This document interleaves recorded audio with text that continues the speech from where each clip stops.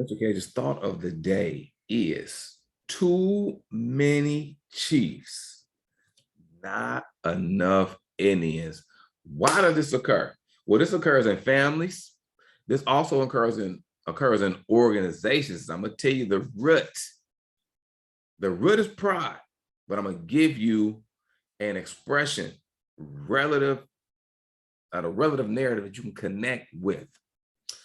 What takes place in terms of organization is that when people find themselves in a company for a certain length or period of time, they know what they know experientially every day. This is what we do.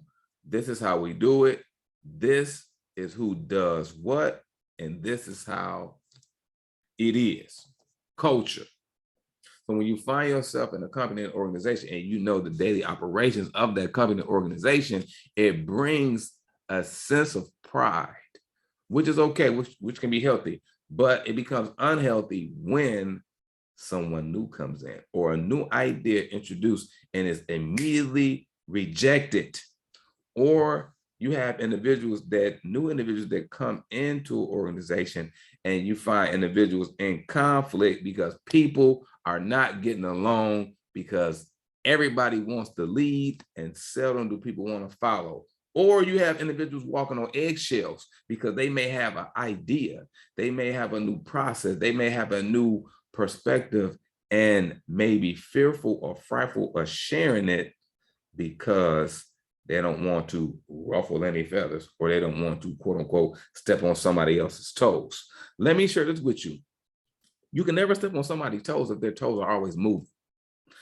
When a person is saying that, in some instances, it's really a false narrative, it's false humility. I don't want to step on nobody's toes. Well, if a person, let's not be concerned about all that, because the betterment of the organization is based on the advancement and progression of the employees with new creative and innovative ideas. But it can be very difficult when we have people that have self-identified as chiefs only. So if I'm a chief only and you come give me an idea, I'm gonna reject it because I'm a chief. I know what's going on. I've been in this organization for 10 years. I'm the director of operations. I'm the director of training and development. I'm the principal. I'm whatever title it is that brings great responsibility and great weight. We cannot allow our titles to become our identity because they're roles that we play and functionalities that we have. So let me transition that over into the family dynamic. If I have the title of dad, if I have the title of big brother, if I have the title of uncle, I cannot allow that title to become a part of who I am. Because if I have younger siblings or if I have younger nieces and nephews, I will not receive what they're saying because you can possibly know what you're talking about because I've been on the earth longer than you. I've been on the earth 42 years. You're going to tell me that a 14-year-old is going to give me advice or suggestion? No, sir. But that is false because at any moment in life, anybody can give me any idea, any advice, any suggestion, and it can enhance my life if I look past the messenger and focus on the message. When we have too many chiefs and not enough Indians, people on a family dynamic or professional dynamic, and let me focus more so on the family dynamic, the people who do not get along because my experience is the experience. And though we trying to collaborate and do things together, if it does not go my way based on my experience, if what we're doing, the event or activity does not enhance or it does not highlight me, I will disconnect from that opportunity. I will not be involved in that opportunity. You may have a birthday party for one of your siblings and you see some siblings don't come.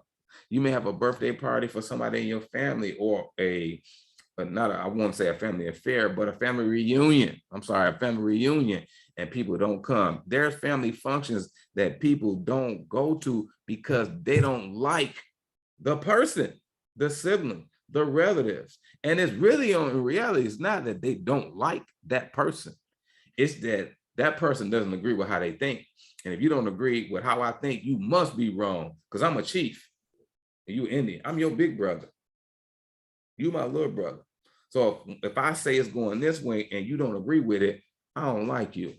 Well, the challenge that I have for us is that if we look introspectively, if we humble ourselves and allow other people to have ideas outside of our ideas, perspective, and experiences, maybe we could get along. Maybe we can connect and have these healthy families that we are predestined, that is a part of our inheritance to have.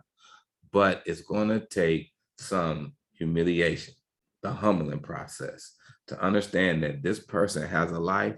They're going to live the life ultimately in some instance the way that they choose. And I can't be mad at the way they choose to live their life. I can be, but it won't make sense because guess what? It's their decision.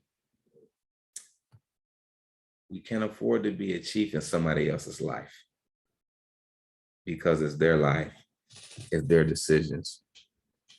And whatever they think and how they feel, that's your opinion, that's your viewpoint, but that should not stop me from loving you because you my brother, you my sister.